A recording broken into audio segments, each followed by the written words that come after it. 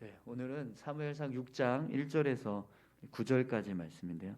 하나님의 역사임을 알게 하다라는 제목으로 같이 함께 말씀을 나누겠습니다. 오늘 본문 말씀을 보니까요, 블레셋 사람들이 하나님의 괴를 돌려보내고 싶어하는 모습을 보게 됩니다. 하나님의 괴가 블레셋 땅에 있은 지 7개월이 지났습니다. 그동안 수많은 사람들이 죽고 또 병에 걸려서 고통을 당했습니다. 그것뿐만 아니라 오늘 본문 내용을 보면 하나님의 괴가 블레셋 땅에 머물면서 땅 자체도 피폐해지게 하는 그런 심판을 행하신 것으로 이해하게 됩니다. 하나님께서 사람만 심판하신 것이 아니라 블레셋 땅 자체를 심판하신 거죠. 이렇게 블레셋 사람들은 하나님의 괴를 함부로 빼앗은 대가를 톡톡히 치러야 했습니다. 그래서 이제 결국에는 여호와의 괴를 우리가 돌려보내야 한다, 이런 여론이 형성이 된 거죠. 그래서 블레셋 사람들이 방백들을 모으는 것이 아니라 제사장과 복술자들을 불러 모았습니다. 어떻게 해야 하나님의 괴를 돌려보내고 자신들에게 내려진 재앙을 사라지게 할 수 있는가, 그 방법을 모색하기 위해서입니다. 1절 2절 말씀 한번 보시겠어요? 여호와의 괴가 블레셋 사람들의 지방에 있은 지 7달이라 블레셋 사람들이 제사장들과 복술자들을 불러서 이르되 우리가 여호와의 괴를 어떻게 할까, 그것을 어떻게 그 있던 곳으로 보낼 것인지 우리에게 가르치라. 아멘. 블레셋 사람들은 제사장과 복술자들에게 하나님의 괴를 어떻게 돌려보낼 수 있는가 가르쳐 달라, 이렇게 말합니다. 그러자 이들이요, 하나님의 괴를 돌려보내려면 거저 보내지 말고 속건제를 드려야 한다라고 그렇게 말합니다. 3절 4절 보겠습니다. 그들이 이르되 이스라엘 신의 괴를 보내려거든 거저 보내지 말고 그에게 속건제를 드려야 할지니라. 그리하면 병도 낫고 그의 손을 너희에게서 옮기지 아니하는 이유도 알리라 하니 그들이 이르되 무엇으로 그에게 드릴 속건제를 삼을까 하니 이르되 블레셋 사람의 방백의 수요대로 금독종 5과 금지 5마리라야 하리니 너희와 너희 통치자에게 내린 재앙이 같음이니라. 아멘. 여러분, 속건제는요, 어떤 죄를 지었을 때 내가 지은 죄를 인정하는 거예요. 제가 이런 죄를 지었습니다. 그래서 그에 따른 보상을 하겠습니다. 이렇게 자기 죄를 인정하고 그 죄에 대한 보상, 대가를 지불하는, 그렇게 해서 이제 자신의 죄를 사함받는 제사가 바로 속건제입니다. 그렇기 때문에 그냥 무조건 잘못했습니다, 용서해 주세요, 이렇게 이야기하는 게 아니라 내가 잘못한 것을 인정하고 또 그 잘못에 대한 보상을 전제로 해서 죄사함을 받는 그런 제사인 거죠. 그럼 여러분, 블레셋 사람들이 속건제를 드린다는 것은 어떤 결국에는 무엇을 의미하게 되는 거죠? 자신들이 하나님의 괴를 함부로 빼앗아서 하나님께 범죄했다는 것을 인정하는 것, 그리고 하나님을 멸시하고 우습게 여기는 일을 했습니다, 이렇게 자백을 하는 거죠. 그래서 그에 따른 책임을 지고 우리가 배상하겠습니다, 이렇게 하면서 이제 여호와의 괴를 돌려보내야 한다는 거예요. 우리 5절 한번 보시죠. 그러므로 너희는 너희의 독한 종기의 형상과 땅을 해롭게 하는 쥐의 형상을 만들어 이스라엘 신께 영광을 돌리라. 그가 혹 그의 손을 너희와 너희 신들과 너희 땅에서 가볍게 하실까 하노라. 아멘. 제사장과 복술자들이요, 독한 종기의 형상과 땅을 해롭게 하는 쥐의 형상을 만들어서 하나님께 드리고 영광을 돌리라고 말합니다. 그렇게 하면 이스라엘이 하나님께서 죄를 사하시고 재앙을 거두어 주실지 모른다, 이렇게 지금 이야기하고 있습니다. 그런데요, 제사장들이 이런 말을 하면서 이 말씀을 하면서 애굽 사람들의 이야기를 하고 있습니다. 우리 6절 한번 보시겠어요? 애굽인과 바로가 그들의 마음을 완악하게 한 것 같이 어찌하여 너희가 너희의 마음을 완악하게 하겠느냐. 그가 그들 중에서 재앙을 내린 후에 그들이 백성을 가게 함으로 백성이 떠나지 아니하였느냐. 아멘. 지금 이 제사장과 복술자들이 애굽 사람들의 이야기를 하고 있습니다. 이유가 뭘까요? 블레셋 사람들이요, 지금 제사장과 복술자들이 제안한 방법을 수용할까 말까 고민하고 있었대요. 꺼리고 있었다라는 겁니다. 전쟁에서 승리하고 전리품으로 이제 하나님의 궤를 빼앗았습니다.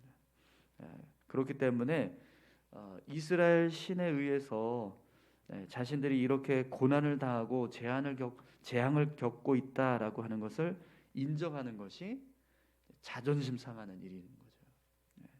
그래서 제사장과 복술자들이 제안하는 방법을 수용을 해야 되느냐 말아야 되느냐, 우리가 속건제를 드려가면서까지 이걸 돌려보내야 하는 거냐, 이런 고민을 하고 있었다는 거예요. 그러니까 제사장과 복술자들이요, 애굽 사람들의 이야기를 하는 겁니다. 너희들도 애굽 사람들처럼 그렇게 자존심 내세우다가 결국 망한다. 애굽 사람들이 어떻게 했었는지 기억해봐라. 하나님 앞에 완악한 마음을 먹고 굴복하지 않아서 결국에는 모든 재앙이 다 내려지고 나서야 이스라엘 백성들을 돌려보내지 않았느냐. 그러니까 그런 일이 일어나기 전에 빨리 속건제를 드리고 여호와의 궤를 돌려보내라. 이 이야기를 지금 하고 있는 거죠. 여러분, 블레셋 사람들의 입장에서는요, 지금 이 상황이 굉장히 자존심 상하는 일이 될 수 있습니다. 지금 일어나고 있는 모든 일들이 사실 정말 하나님의 궤 때문에 일어나는 것인가, 이게 정확하게 알 수도 없습니다. 그냥 우연히 일어난 일일 수도 있는데 왜 우리가 전쟁에서 승리하고 빼앗은 전리품을 돌려보내야 하며, 그것도 그냥 돌려보내는 게 아니라 전쟁에서 패한 나라의 신에게 죄를 인정하고 머리를 숙이고 배상을 하면서까지 그 궤를 돌려보내야 하느냐, 이렇게 생각할 수 있는 거죠. 하지만 블레셋 사람들은요, 선택의 여지가 없습니다. 그동안 여러 가지 방법으로 이 재앙을 막기 위해서 많은 노력을 했습니다. 그런데 어떤 방법으로도 재앙을 막을 수가 없었어요. 그래서 결국에는 제사장과 이 복술자들을 불러서 어떻게 하면 우리가 여호와의 궤를 돌려보내고 우리에게 내려진 재앙을 사라지게 할 것인가, 그 방법을 지금 찾고 있었던 겁니다. 그렇기 때문에 아무리 자존심이 상하고 하기 싫어도 블레셋 사람들은요, 제사장과 복술자들이 제안한 방법을 수용해야 된다는 거죠. 여러분, 하나님 앞에서 자존심 내세우는 사람은요, 어리석은 사람입니다. 인간이 하나님께 자존심을 내세워봐야 좋을 것은 하나도 없습니다. 하나님 앞에서 인정해야 할 죄가 있으면 그냥 빨리 인정하는 것이 오히려 산책입니다. 내가 잘못한 것이 있거든, 내가 실수한 것이 있거든, 내가 부족한 것이 있거든, 그것이 무엇인지 빨리 인정하고 회개할 때 하나님 앞에서 삶을 회복하는 지름길이 되는 거죠. 여러분, 오늘 저와 여러분들도요, 하나님 앞에서 자존심 내세우는 자 되지 않으시기 바랍니다. 우리가 하나님 앞에 겸손히 나의 어떤 잘못된 모습들을 인정하고 또 나의 부족함을 인정해야 할 모습이 있다면 그냥 빨리 인정하십시오. 죄송합니다, 하나님. 제가 이랬습니다. 잘못했습니다. 이렇게 고백하는 게 삶을 회복하는 가장 빠른 길인 줄 믿습니다. 겸손히 여러분, 나의 어떤 연약한 모습들을 고백하고 또 나의 부족함을 고백하십시오. 그러면 하나님은요, 우리의 삶을 회복하시고 또 은혜를 더해 주시는 줄 믿습니다. 오늘 저와 여러분들이 그렇게 하나님 앞에 자존심 내세우는 자가 아니라 더 겸손히 서서 우리의 부족함을 인정하고 고백하면서 그렇게 믿음의 삶을 살아가실 수 있기를 축원합니다. 이렇게 해서 이제 제사장과 복술자들의 제안대로 여호와의 궤를 돌려보내는 준비를 하게 돼요. 그런데 하나님의 궤를 돌려보내는 방법을 보면 좀 특이한 모습이 있습니다. 우리 7절 8절 함께 보겠습니다. 그러므로 새 수레를 하나 만들고 멍에를 메어 보지 아니한 젖나는 소 2마리를 끌어다가 소의 수레를 메우고 그 송아지들은 떼어 집으로 돌려보내고 여호와의 궤를 가져다가 수레에 싣고 속건제로 드릴 금으로 만든 물건들은 상자에 담아 궤 곁에 두고 그것을 보내어 가게 하고. 아멘. 하나님의 궤를 이제 돌려보내는데요. 새 수레에 싣고 한 번도 멍에를 매지 않은 젖나는 암소 2마리를 끌어다가 그것을 끌게 합니다. 그리고 그 암소가 낳은 송아지들은 떼어서 집으로 돌려보내라고 이야기를 해요. 여러분, 왜 제사장들과 이 복술자들이 젖나는 암소 2마리를 끌어다가 수레를 끌게 했을까요?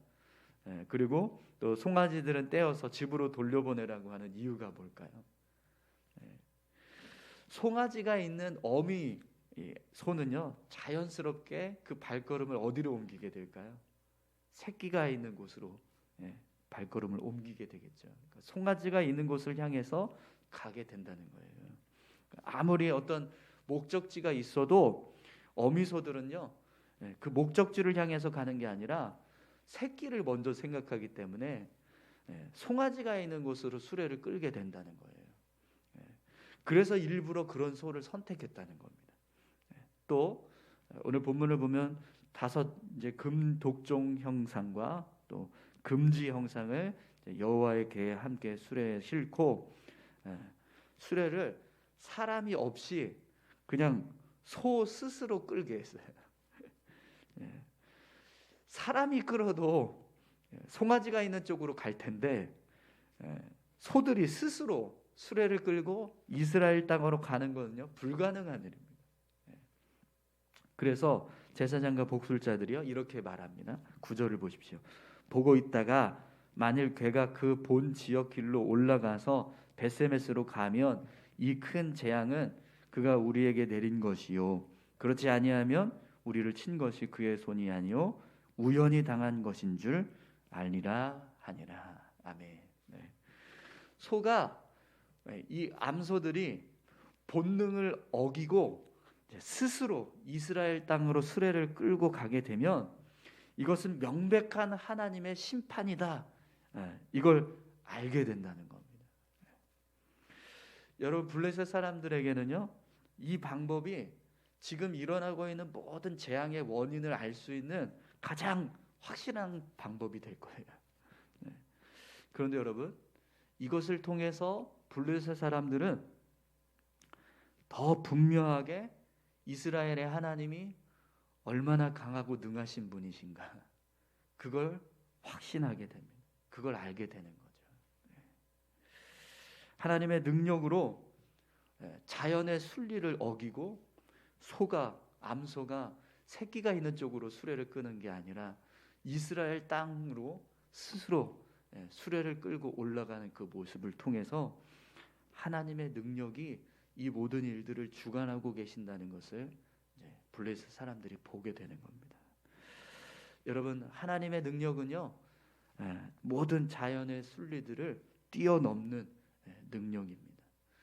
그런 능력이 나타날 때 오늘 저와 여러분들의 삶 가운데서도요, 하나님이 전능하신 분이시구나라는 사실을 더 분명하게 알게 될 줄 믿습니다.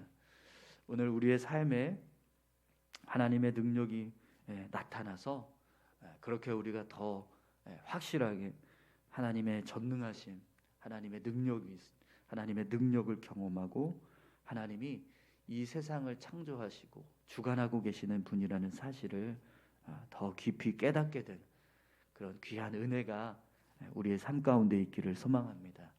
우리 이 시간 같이 함께 다 같이 기도하시겠습니다. 함께 기도하실 때 하나님, 오늘 우리의 삶 가운데도 하나님 앞에 우리가 겸손히 우리 자신의 연약함과 부족함을 인정하고 고백해야 하는 것이 있다면 하나님 앞에 머리를 숙이고 또 우리의 죄를 인정하고 또 하나님 앞에서 우리의 삶을 회복하는 그런 겸손한 믿음의 모습들이 우리 안에 있게 해주십시오. 또 하나님을 향하여서 그렇게 믿음으로 나아갔을 때 하나님께서 우리의 삶 가운데 능력을 행하심으로 하나님이 살아계시고 또 지금도 우리의 삶 가운데 역사하고 계심을 우리가 알게 하시고 이 세상을 창조하시고 주관하고 계시는 전능하신 하나님이라는 사실을 우리가 더 분명하게 깨달을 수 있도록 은혜 부어 달라고 우리 다 같이 함께 기도하시겠습니다. 하나님 아버지 감사합니다. 우리의 삶을 주장하시고 주님 함께하고 계시는 줄 믿습니다. 아버지 하나님, 하나님께서